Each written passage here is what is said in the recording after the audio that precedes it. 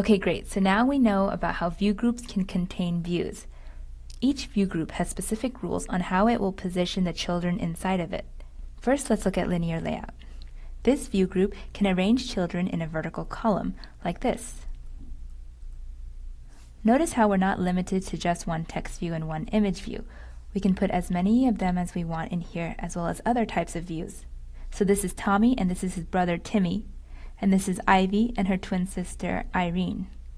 Or the linear layout can arrange its children views in a horizontal row, like this. Hey, if you want to say no boys allowed, that's totally fine with me. This is Ivy, Irene, and Isabella. Okay, and that's it for a linear layout. Pretty straightforward, right? You can arrange children in a vertical column or in a horizontal row. And then we have Dad, the relative layout. A relative layout, again, has its own rules for how to position its children within it. For example, it can position children relative to the parent. So if this is the parent view group, we can have a child text view aligned to the bottom of the parent, and a child image view aligned to the top of the parent. This also works for aligning to the parent's left and right edge, as well as the center. The other useful capability of relative layout is that you can position children relative to other children views.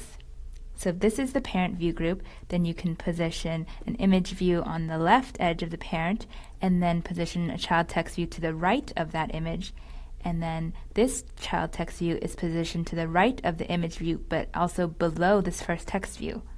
So you see how some of these children views are aligned relative to the parent or relative to each other. That was a really quick overview of linear layout versus relative layout. You can see how you might pick one over the other depending on the type of layout that you want for your app. Now let's look at the XML for how a view group contains other views.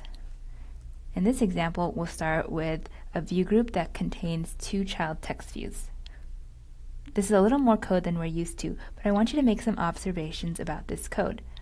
As a hint, the parent code is in red and the child text view code is in blue. We've linked that code below so you can take a look at it, and then write down 3 observations here.